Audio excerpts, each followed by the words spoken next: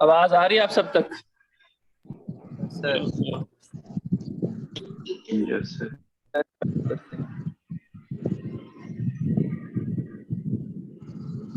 अच्छा, हम जो है वो क्वेश्चन ये वाला कर रहे थे। अब हम इन्वेस्टिंग एक्टिविटीज की बात करेंगे। इन्वेस्टिंग एक्टिविटीज उसमें क्या कुछ हुआ है वो देखते हैं। इन्वेस्टिंग एक्टिविटीज में हमें पता चला है कि ये प्लांट एंड इक्विपमेंट है हमारे पास, ये नेट है। आफ्टर डेप्रिसिएशन जो है इसमें ये जो है चेंज आया है। इसके अलावा और हमारे पास कुछ खास नहीं है। बाकी गुडविल तो है लेकिन वो नेगेटिव है, उसको छोड़ देते हैं। आगे जहाँ पे आते हैं इसकी पढ़ते हैं इसको। लैंड थी 30,000 रुपए की।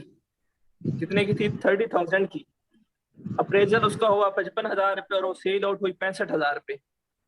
जब लैंड 65,000 रुपये सेल आउट होगी हुई होगी तो वहां से क्या आया होगा? कैश। कैश कितना आया होगा बेटा? 30,000 आया होगा, 55,000 आया होगा या 65,000 आया होगा? 65,000 है। 65,000 की जो सोल्ड हुई है। 65,000 आया होगा। सेल किया ना तो कैश हमारे पास 65,000 आया होगा। हमें अब इस चीज से नहीं है कि कितने की थी, किस पे हमने अप्रेजल किया और कितना हमें जो है वो उस पे गेन हुआ। हमें ये पता चलना चाहिए कि कैश कितना आया है। तो cash from the sale of land, cash proceed sir एक बात फ्रॉम हम ऊपर लेस, सर 35,000 ऊपर लेस भी तो करके आए हैं सर।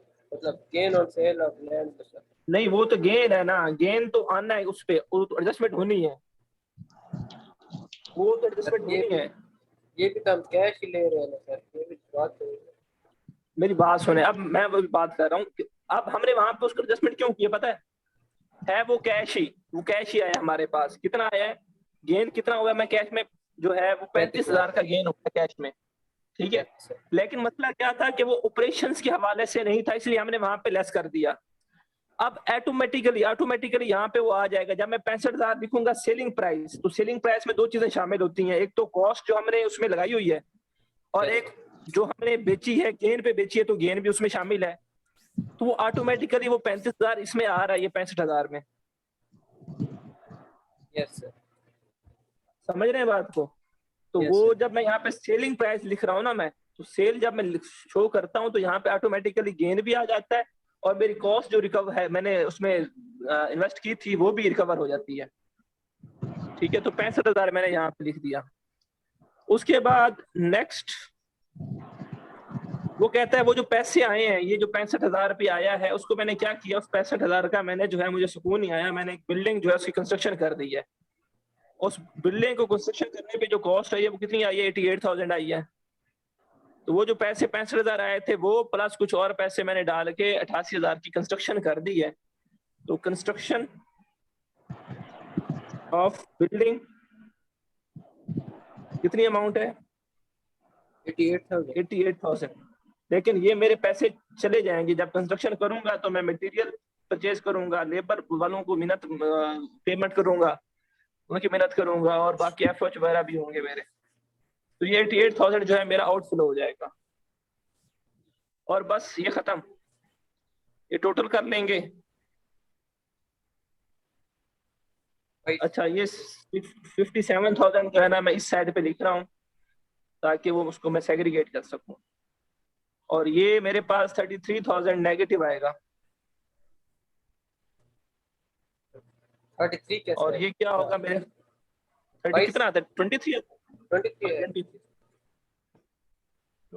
जो है ये नेगेटिव आएगा। इसको मैं ना क्या नाम देता हूँ? ये मेरे पास वही नेट, खुद लिख लेना, net cash generated from investing activity. उसके बाद फाइनेंसिंग एक्टिविटी की बात करूं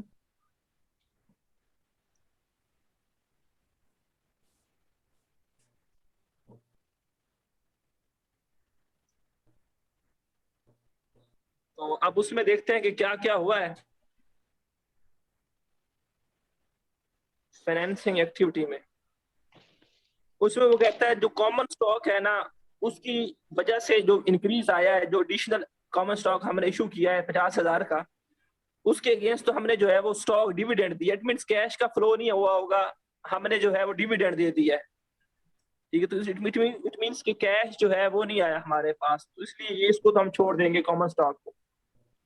ये 50,000 तो भूल जाएंगे कि इसको आया, क्योंकि वो कहता है सारा जितना भी एडिशनल है वो सारा जो है वो स्टॉक डिविडेंड की वजह से आया।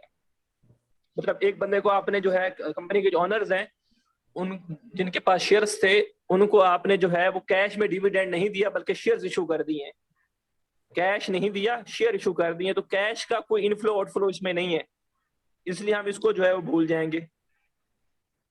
किसी ने कोई क्वेश्चन पूछना, यहाँ पे आवाज आई थी बीच में? क्लियर हो गया सर। ठीक है। उसके बाद है प्रेफर्ड स्टॉक। जो प्रेफर्ड स्टॉक है वो हमने रिटायरमेंट करवाई है, उसकी रिटायरमेंट हुई है 105 पे।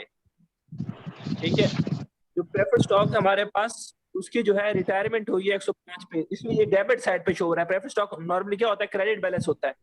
इट मींस हमने जो है 1 लाख के प्रेफर्ड स्टॉक जो है वो वापस कर दिए हैं, वो रिटायर करवा दिए हैं, वापस कर दिए हैं, तो 105 पे करवाई है। मतलब कि जो 100 रुपए वाला होगा वो हमने 105 पे जो है वापस किया है। मतलब कि जहाँ पे 100 रुपए हमने वापस करने थे वहां पे हमने 105 रुपए का कैश आउटफ्लो किया है, तो ये हम 1 लाख के वापस कर रहे हैं, तो इट मींस हमने 1,05,000 वापस किए हैं। मतलब क्या है इसका, हमने 1,05,000 जो है वो वापस किए होंगे। तो कैश का जो आउटफ्लो होगा जब वापस करेंगे, रिटायरमेंट होगी तो वो कैश का आउटफ्लो होगा, कैश का आउटफ्लो होगा, रिटायरमेंट ऑफ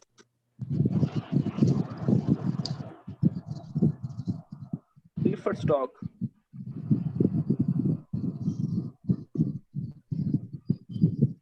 ठीक है, कितना है 1,05,000 और ये आउटफ्लो है, और 1,05,000 है। 1 लाख नहीं लिखना, क्यों नहीं लिखना, क्योंकि ये 5,000 रुपए जो है ना वो हमारे पास वो जो है वो रिटायरमेंट का है, रिटायरमेंट ऑन प्रीमियम का, जो कि यहाँ पे हम ट्रीट भी कर चुके हैं, शायद आपको याद होगा।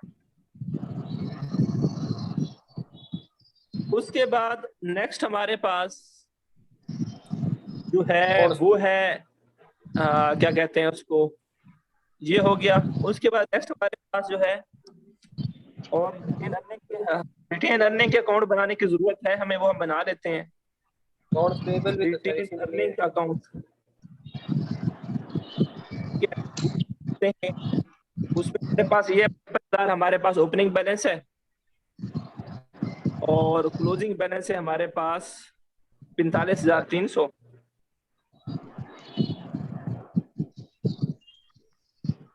तो ये रिटेन अर्निंग के अकाउंट की डिटेल यहाँ से उठा लेता हूँ मैं।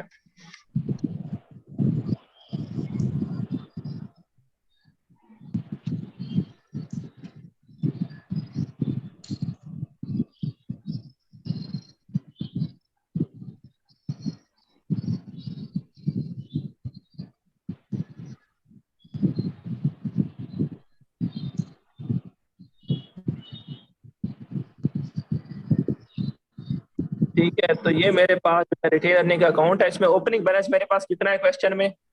55,000 यहाँ पे लिख दूंगा। क्लोजिंग मेरे पास 45,300 और ड्यूरिंग द ईयर प्रॉफिट कितना हुआ है मेरे पास? 53,800।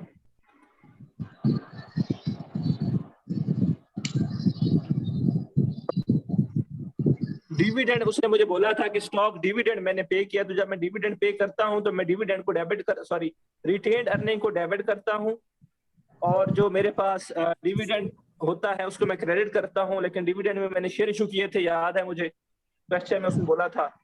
तो शेयर जो मैंने इशू किए थे कितने किए थे? 50,000 के जो है ना वो किए थे। इट मींस 50,000 मेरे पास क्या है, वो स्टॉक डिविडेंड है। क्या है मेरे पास? स्टॉक डिविडेंड है।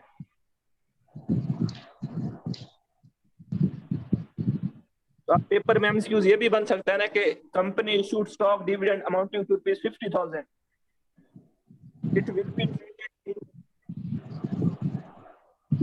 cash flow from operating activities, cash flows from investing activities, cash flows from financing activities, और नन ऑफ दिस, तो क्या इस पे क्लिक करेंगे? नन ऑफ दिस के ऊपर, ठीक है। अच्छा, अब हम इसको कंप्लीट कर लेते हैं। ये लेजर मैंने बनाया है, तो इसका इस साइड पर टोटल जो है वो आ रहा है 1,88,088, सॉरी 1,08,800, और इस साइड पे भी जो टोटल है वो इतना ही आएगा।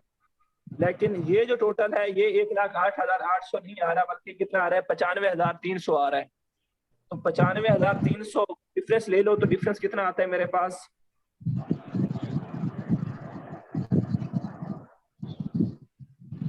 ये डिफरेंस आ रहा है भाई 13,500।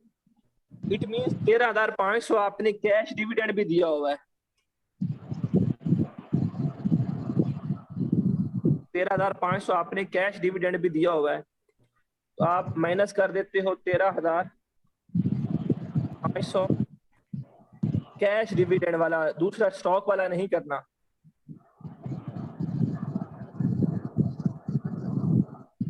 ठीक है, तो ये आप जो है 13,500 जो है माइनस कर दोगे। और इसके अलावा बॉन्ड्स पेबल क्वेश्चन में बॉन्ड्स हैं। बॉन्ड्स आपने जो है वो आपके पास है कुछ? पेबल सर ऊपर लिखा। हाँ, ये 1 लाख के आपने बॉन्ड्स इशू किए हैं। कितने के? 1 लाख के। लेकिन किए किसके ऊपर है? डिस्काउंट के ऊपर किए हैं। डिस्काउंट कितना है? डिस्काउंट कितना है तो नीचे लिखा हुआ है 3800 रुपए डिस्काउंट है। लेकिन 3800 डिस्काउंट नहीं है, डिस्काउंट जो है वो ज्यादा है। कितना ज्यादा है? 3800 तो ये वाला है जो कि हमारे पास अभी बचा पड़ा है, लेकिन इसमें से 200 रुपए हम चार्ज कर चुके हैं प्रॉफिट एंड लॉस अकाउंट को, ये वाला। तो मेरे पास जो बॉन्ड्स पे डिस्काउंट आ रहा है वो कितना आ रहा है? 4,000 आ रहा है। मतलब कि मैंने जो है ये 96 के ऊपर जो है बॉन्ड इशू किए होंगे। 96,000 मेरे पास आया होगा और 4,000 मैंने डिस्काउंट दिया होगा। ठीक है, तो 96,000 जो है मेरे पास जो है बॉन्ड्स की इशुएंस से 96,000 जो है प्रोसीडिंग हुई होगी, और बाकी 4,000 जो है वो मैंने डिस्काउंट दिया होगा, जिसमें से 3600 मैंने शो किया होगा यहाँ पे, और 200 रुपए मेरे पास यहाँ पे प्रॉफिट एंड लॉस अकाउंट में मैंने चार्ज किया अमोर्टाइज करके। ठीक है, तो ये 96,000 मेरे पास जो है कैश का इनफ्लो हुआ होगा, क्योंकि ये अब इशू हो रहे हैं, रिटायर नहीं हो रहा है। ऐड हो जाएंगे सर, ऐड हो जाएंगे।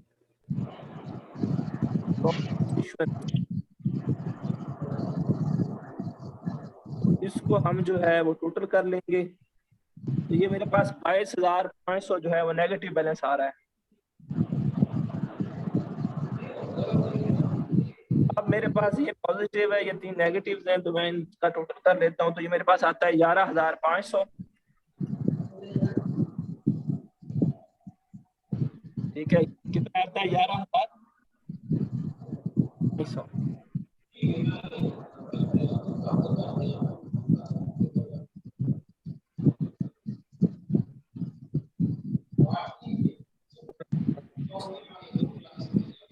एक और चीज भी हम भूल आए हैं,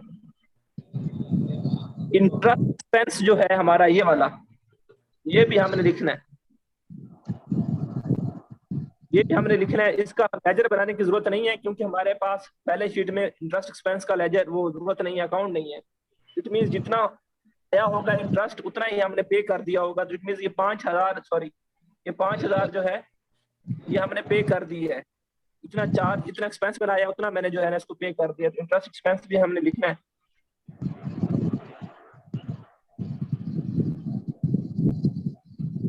पांच हजार। तो मेरे पास अब ये बचेगा टोटल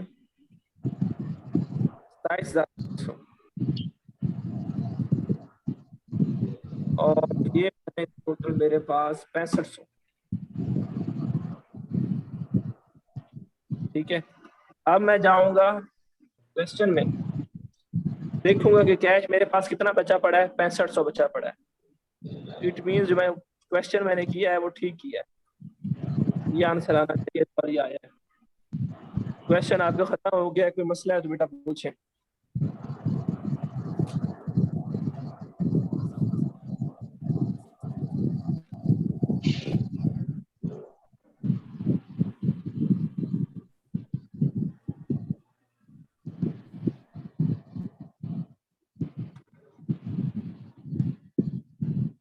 क्वेश्चन नंबर 5 की तरफ जाते हैं।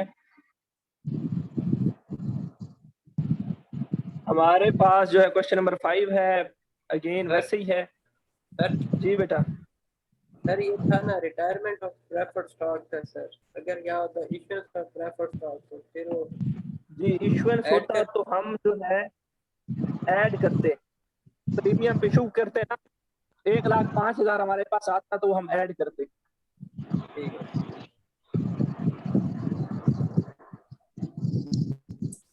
ठीक है, ये क्वेश्चन है मेरे पास कंपनी का, थॉमस कंपनी है कोई, डाटा मेरे पास गेम 1500। ठीक है, इसमें जो है मेरे पास डाटा सारा गिवन है, ये एसेट साइड है, ये रेबिलिटी साइड है, ये इनकम स्टेटमेंट है। अगेन जो है ग्रॉस प्रॉफिट अब तो बात ठीक है, लेकिन आगे फिर उसने बता दिया हमारे पास अमोर्टाइजेशन इतनी है, गुडविल की, बॉन्ड्स की अमोर्टाइजेशन इतनी है। फिर ये उसने इंटरेस्ट बता दिया हमें, लेकिन ऊपर इंटरेस्ट पेबल भी है, तो हमने वो माइनस प्लस करना होगा, लेजर बनाना होगा। ये gain on trade in equipment का बता दिया उसने, loss on sale of securities का बता दिया उसने, premium on retirement of bonds का बता दिया है, premium on retirement of preferred stock का बता दिया है। तो ये एडजस्टमेंट में काफी सारी आइटम्स होंगी आपके पास, और मेरे ख्याल में अब आपको समझ आ जानी चाहिए कि एडजस्टमेंट में हमने क्या क्या चीज डालनी है। तो कोई बता सकता है कि ये अमोर्टाइजेशन जाएगी तो कितनी अमाउंट से जाएगी, और ऐड होगी कि प्लस होगी माइनस होगी? ऐड हो गया amortisation amortisation of bonds discount कितना जाएगा? और ये 250 नहीं 12,500 पूरा जाएगा। कितना सर इंटरेस्ट एक्सपेंस जाएगा, तो ये कितना माइनस होगा जाएगा प्लस होगा? 1250 ये इंटरेस्ट एक्सपेंस दोनों जाएंगे।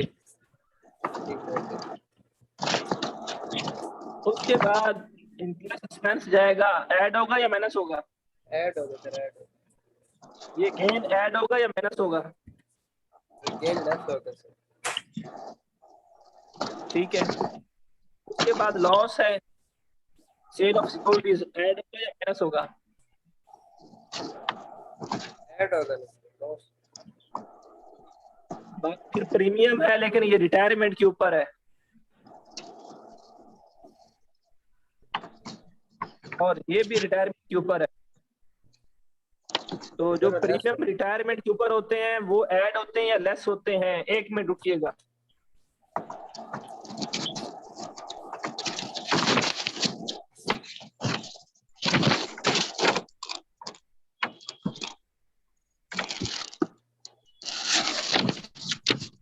अदनान इकबाल बेटा अनम्यूट करें। अदनान इकबाल बेटा अनम्यूट करें। प्रीमियम जो रिटायरमेंट के होते हैं वो ऐड होते हैं या लेस होते हैं? लेस होते हैं। लेस होते हैं, सॉरी ऐड होते हैं। ऐड होते हैं, ठीक है। हाँ जी, ज़ारा इफ्तिखार बेटा अनम्यूट करें। जी sir. Premium on issuance of preferred stock add होगा या लेस होगा? सर लेस होगा।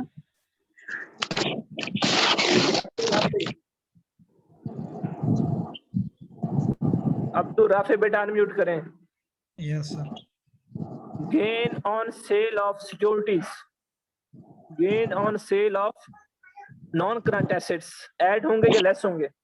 सर ऐड होंगे सर।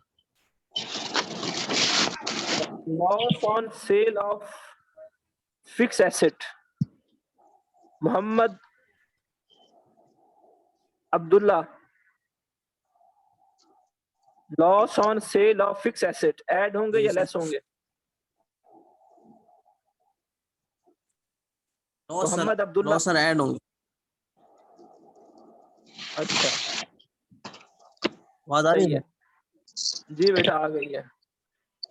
तो आपने जो है ये एडजस्टमेंट सारी कर लेनी है, उसके बाद आपके पास जो है वो एसेट्स हो जाएंगे। तो ये अब इंक्रीज इन अकाउंट रिसीवेबल है, तो ये ऐड होगा या लेस होगा?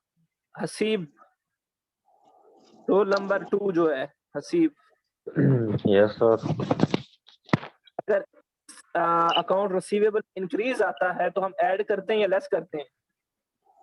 सर अकाउंट रिसीवेबल इंक्रीज आता है तो सर हम ऐड करते हैं सर। ऐड करते हैं। और इन्वेंट्रीज में अगर इंक्रीज आ जाए तो? सर इन्वेंट्रीज में अगर आ जाए तो सर उसमें सर लेस करते हैं। वालिद साहब की तबीयत कैसी है अब?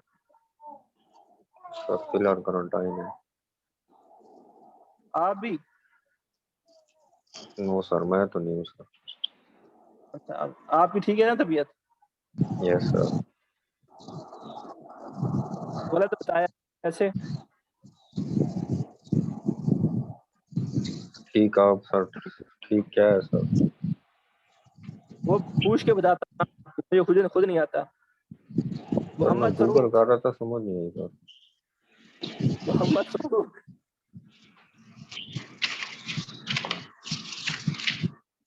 बेटा unmute.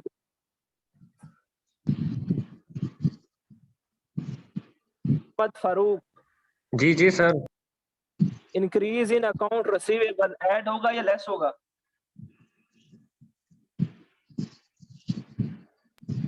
Increase in sir. Account receivable जी सर। ऐड होगा या लेस होगा?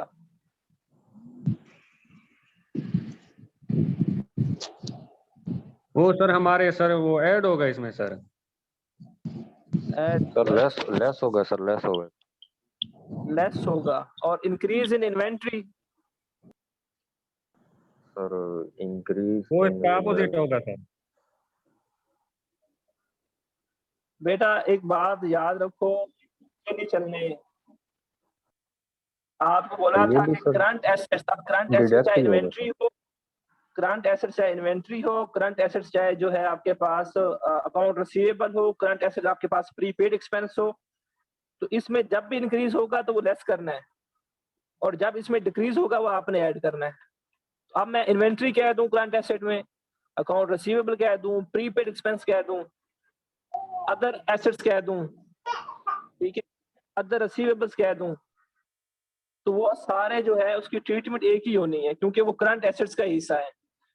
तो उलट नहीं करना, ये नहीं सोचना कि पहले मैंने जो है वो ये वाला क्लिक किया तो अब मैं ये वाला क्लिक करूंगा। तो छोटा सा कंसेप्ट है कि जब भी इंक्रीज होंगे करंट एसेट्स हमने माइनस करने हैं, और जब डिक्रीज होंगे करंट एसेट्स हमने ऐड करने हैं। और लायबिलिटीज के हवाले से ऐसे ही है, जब करंट लायबिलिटीज इंक्रीज करेंगी, जब करंट लायबिलिटीज जो है वो इंक्रीज करेंगी, तो वो हमने ऐड करनी है, उलट कर देना है। ठीक है, जब करंट लायबिलिटीज इंक्रीज करेंगी तो हमने ऐड करनी है, और जब करंट लायबिलिटीज डिक्रीज करेंगी तो हमने लेस माइनस करें। करना है, लेस करना है। ठीक है, तो वो आप करंट लायबिलिटीज में आपको कहता हूँ अकाउंट पेबल, आपने उसमें परेशान नहीं होना, अकाउंट पेबल भी आपकी करंट लायबिलिटी है। अगर मैं कहता हूँ अदर करंट लायबिलिटीज तो वो भी आपकी करंट लायबिलिटीज है। अगर मैं कहता हूँ नोट्स पेबल तो वो भी आपके पास करंट लायबिलिटी है। तो आपने अब उसको जो है बस इतना देखना है कि वो करंट लायबिलिटी है या करंट एसेट है, और फिर ये देखना है कि उसको मैंने जो है वो ऐड करना है या माइनस करना है।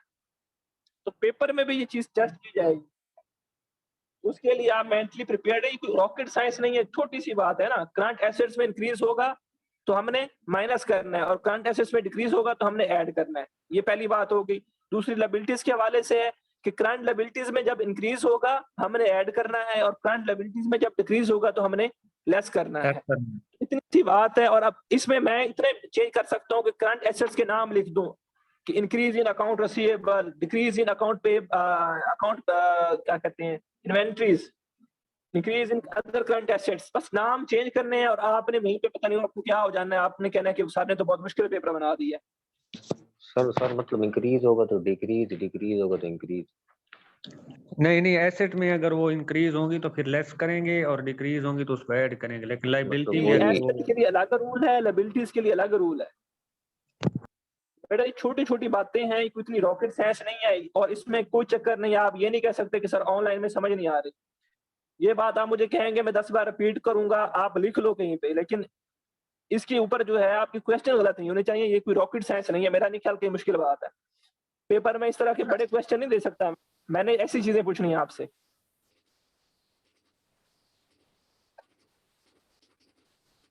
सर फिक्स एसेट के बारे में कोई रूल है? सर आवाज कट गई आपकी, दोबारा बताइएगा। सर फिक्स एसेट का रूल है कि सर? ये अदरान की समझ किसी को आ रही है तो बता दें मुझे। सर फिक्स सर वो पूछ रहे फिक्स एसेट के लिए कोई रूल है तो बता दें। फिक्स एसेट के लिए रूल जो है वो अगेन यही है कि फिक्स एसेट में इंक्रीज आ रहा होता है तो हम उसको माइनस कर रहे होते हैं, लेकिन फिक्स एसेट का इंक्रीज जो है वो सिंपली सीधा सीधा जो है वो नहीं होता, उसके लिए हमें कभी कभी लेजर्स बनाने पड़ते हैं। ठीक है, अब फिक्स एसेट का इंक्रीज आने से क्या मुराद है कि फिक्स एसेट आपने परचेज को 2015 में जो है फिक्स एसेट आपके पास 1000 रुपए थे, अब 2016 में फिक्स एसेट आपके पास कितने हो गए, 1200 हो गए, तो इट मींस 200 रुपए के आपने फिक्स एसेट जो है वो परचेज किए होंगे। ठीक है, लेकिन मसला क्या होता है, मसला ये होता है कि फिक्स एसेट में और भी काफी सारी चीजें होती हैं, मतलब कि अब 200 का तो आप कहते हो कि परचेज किया, लेकिन ये भी तो हो सकता है कि आपकी डेप्रिसिएशन हुई होगी, डेप्रिसिएशन के बाद वो जो एसेट जो है वो 1000 पैसे 800 पे आया होगा और अब वो 1200 का, तो इट मींस अब 200 का चेंज नहीं आया, 400 का चेंज आ गया है।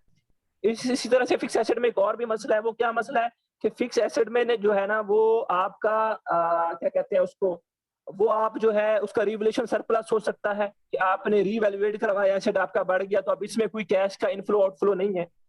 ठीक है, इसी तरह से फिक्स एसेट में एक और मसला हो सकता है कि आप फिक्स एसेट परचेज करते हो, उसके बदले में शेयर इशू करते हो या उधार पे लेते हो, आप जो है बैंक से लोन लेकर लेते हो, ठीक है, लीज करवा लेते हो, तो तब भी जो है कैश का उसमें जो है इनफ्लो आउटफ्लो नहीं है। तो वो कब आपको पता चलेगा, वो नीचे जो आपके पास यहाँ पे एक्सप्लेनेशन है, यहाँ पे जो आपके पास जो स्क्रीन पे नजर आ रहा है, मैं जिसको मैंने मार्क किया हुआ है, ये जो नोट्स है यहाँ पे वो आपको बताएगा उस हवाले से कि भाई ये जो लैंड है या ये जो बिल्डिंग है इसमें जो इंक्रीज आया है उसकी वजह, अगर वो कहता है कि अदर देन कैश है तो वो यहाँ पे बताएगा, और अगर वो अदर देन कैश नहीं है तो फिर वो खामोश ही रह सकता है। ठीक है, या फिर यहाँ पे बता भी सकता है कि भाई ये कैश की वजह से ही है। ठीक है, तो करंट नॉन करंट एसेट्स का जो चेंज है वो आपको एक तो आप यहाँ से देखोगे ऊपर बैलेंस शीट से, और दूसरा फिर आप नीचे जो है उसको पढ़ोगे नोट्स में, जहां पे आपको पता चलेगा कि वो चेंज किस वजह से आया है। वो आया कि चेंज कैश की वजह से आया है, आपने न्यू परचेज किया है, या रिवोल्यूशन की वजह से आया है, या आपने बैंक से लोन लिया है, या फिर आपने जो है उसके लिए जो है चेंज के लिए आपने जो है लीज करवाया है, या शेयर इशू किए हैं। तो जो भी रीजन होगी वो यहाँ पे आपको नीचे बताएगा। सर ये loss of sale of securities है, ये सेल ऑफ सिक्योरिटीज, जो सिक्योरिटीज थी वो आपने सेल आउट कर दी, जो सिक्योरिटीज थी वो आपने सेल आउट कर दी। तो मतलब ये इन्वेस्टमेंट को, ये इन्वेस्टमेंट इन ये स्टॉक्स क्या होते हैं, सिक्योरिटीज होती हैं, बॉन्ड्स आपके पास सिक्योरिटीज होती हैं। तो ये 30,000 के थे 2015 में, तो अब कितने के हो गए 2016 में, ये 27,000 के हो गए हैं। इट मींस इसमें कमी आई है, इट मींस आपने इसमें कोई ना कोई चीज जो है वो सेल आउट की होगी, लेकिन अब ये नहीं पता कि वो कितने की सेल आउट की आपने, उसकी इंटरप्रिटेशन यहाँ पे नीचे कहीं बताएगा। अब सपोज मैं अगर इसको पढ़ूं सिर्फ इस एंट्री के लिए, तो वो नीचे कहीं इसके बारे में बताएगा कि भाई ये मैंने जो है ये इसकी अमाउंट के ऊपर सेल आउट किए हैं।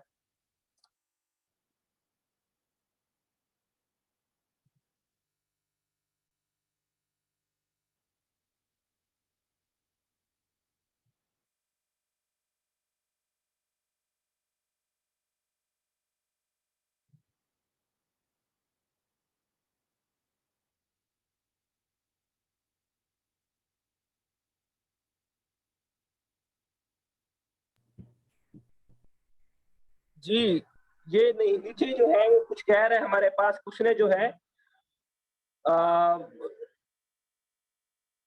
ये जो है लॉन्ग टर्म इन्वेस्टमेंट जो है उसकी, ठीक है, वो 15,000 की थी, वो उसने कुछ बेची है 12,500 रुपए में, और फिर उसने कोई अगेन यहाँ पे खरीदी भी है। वो जब हम ये क्वेश्चन करेंगे तो तब आपको पता चलेगा।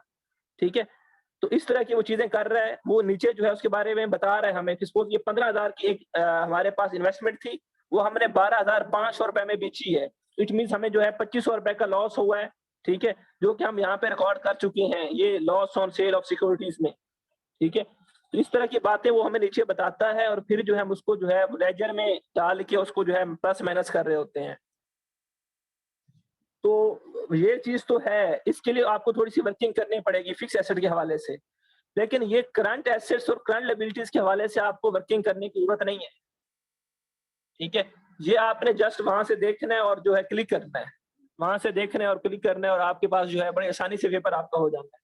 लेकिन इसके बावजूद भी मुझे पता है अच्छे से आप में से ही काफी सारे बच्चे ऐसे होंगे जो कि गलत करके आएंगे, ठीक है, जो कि गलत करके आएंगे और फिर कहेंगे कि सर वो पेपर मुश्किल बनाया आपने। अब मुश्किल बात है भी नहीं, इसमें कोई भी मुश्किल बात नहीं है।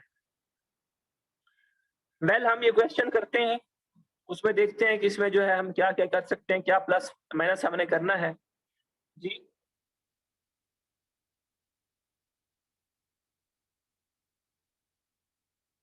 जी बेटा,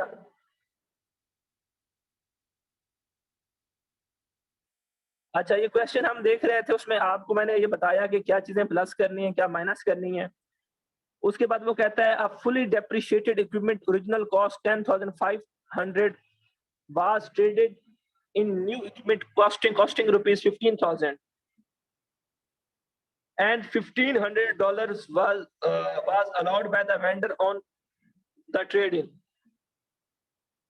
ठीक है, इसमें वो क्या कह रहा है कि आपके पास जो इक्विपमेंट्स हैं, ठीक है, जो आपके पास जो है इक्विपमेंट्स हैं जो कि फुली डेप्रिशिएटेड एक इक्विपमेंट थी 10,500 रुपए की, ठीक है, उसको आपने जो है वो यूज किया है, ठीक है, उसको आपने जो है रिप्लेस किया है और 15,000 रुपए की एक और जो है इक्विपमेंट आपने जो है वो खरीदी है, जिसमें 1500 रुपए जो है ना उसने आपको जो है वो अलाउंस किस तरह का दिया है, अलाउ किया है कि 1500 जो है मैं आपको छोड़ रहा हूँ। तो नेट आप जो है 13,500 की जो है ना वो चीज जो है वो परचेज कर रहे हैं। 100 share of bank company corporation जो भी है preferred stock costing rupees 15,000 held as long-term investment were sold rupees 12,000 and 1,500। आगे वो कहता है कि वो जो आपके पास 15,000 के जो थे ना प्रेफर्ड स्टॉक एक कंपनी के एक बैंक के, वो आपने सेल आउट किए 12,500 के। तो इट मींस ये 12,500 आपके पास क्या आ रहा है, ये इनफ्लो आ रहा है। ये क्या आ रहा है, इनफ्लो आ रहा है। कब किया आपने, साल के स्टार्ट में। ये कब आपने किया है, साल के स्टार्ट में किया है। Additional changes in the investment, जो इन्वेस्टमेंट में बाकी चेंजेस आई हैं, ठीक है, वो चेंजेस क्या आई हैं, वो चेंजेस ये आई हैं कि 30,000 से 27,000 की हुई है, ठीक है। तो वो चेंजेस जो आई है वो किस वजह से आई है, वो कहता है उसके लिए आपने जो है मजीद कुछ चीजें परचेज की हैं, कार्ल कंपनी के प्रेफर्ड स्टॉक जो है वो आपने परचेज किए हैं। तो हम क्या करेंगे, इन्वेस्टमेंट के एक लेजर बनाएंगे, 30,000 इसका जो है वो ओपनिंग होगा बैलेंस, हाँ 27,000 इसका क्लोजिंग होगा। अब 30,000 में से आपने 15,000 का जो है वो बेच दिया है, तो बाकी जो है आपके पास 15,000 रह गया होगा। लेकिन अब ये कितने का होगा, अब ये 27,000 का हो गया, तो 12,000 की इट मींस आपने मजीद इन्वेस्टमेंट परचेज की होगी, जो कि इस कैलकुलेशन से आएगी, जो कि हम लेजर बनाएंगे तो आपको समझ आएगी क्लियरली। उसके बाद नेक्स्ट हमें वो कहता है the company issued common stock in April. Company ने अप्रैल में जो है कॉमन स्टॉक इशू किया है। अब उस कॉमन स्टॉक कैसे इशू किया वो आगे बताया गया है। The part of proceed was used to retire the outstanding and paying the premium of 5% on call. उस कंपनी ने क्या किया, कंपनी ने जो है वो शेयर इशू किए हैं और उससे जो प्रोसीडिंग हुई है, जो पैसे आए हैं वो किस लिए यूज किए हैं, वो पैसे जो है उसने रिटायरमेंट की है प्रेफर्ड स्टॉक की, जिसके ऊपर 5% जो है एक्स्ट्रा अमाउंट के ऊपर 5% जो है प्रीमियम के ऊपर जो है वो उसने किया है, क्या कहते हैं वो उसकी रिटायरमेंट की है। और इसके अलावा डिस्काउंट अमोर्टाइजेशन हुई है कितने की, 250 रुपए की डिस्काउंट अमोर्टाइजेशन हुई है 250 रुपए की, जो कि यहाँ पे लिखी हुई है। उसके बाद वो कहता है जो डेप्रिसिएशन हुई है प्लांट की वो कितनी हुई है, 14,500, ठीक है। तो वो आपने जो कि कहाँ पे उसने ऐड किया, उसने बोला कि वो ऑपरेटिंग एक्सपेंस में ऐड है। ऑपरेटिंग एक्सपेंस में से जो है ना 14,500 आपने जो है ट्रीट करनी है, कहाँ पे एडजस्टमेंट में ये अमाउंट भी जाएगी 14,500। और फिर जो है ये क्वेश्चन जो है आपका स्टार्ट होगा।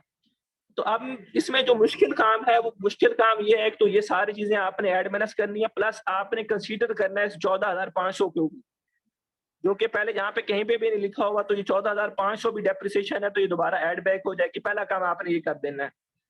उसके बाद बाकी आप वर्किंग कैपिटल में ऐड प्लस ऐड माइनस करते रहोगे, कोई मसला नहीं बनेगा। मसला जो आपके लिए बनेगा वो कहाँ पे बनेगा, वो मसला जो है यहाँ पे बनेगा। ये जो सारी बातें हो रही हैं इसमें, इन बातों में हमने जो सीखा है वो ये सीखा है कि हमने 3 काम करने हैं।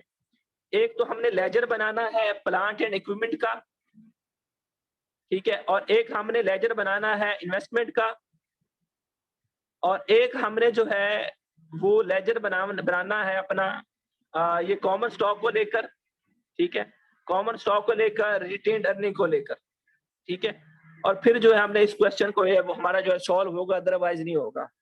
तो आपने करना है क्या, इसको सॉल्व करने की आपने जो है वो कोशिश करनी है।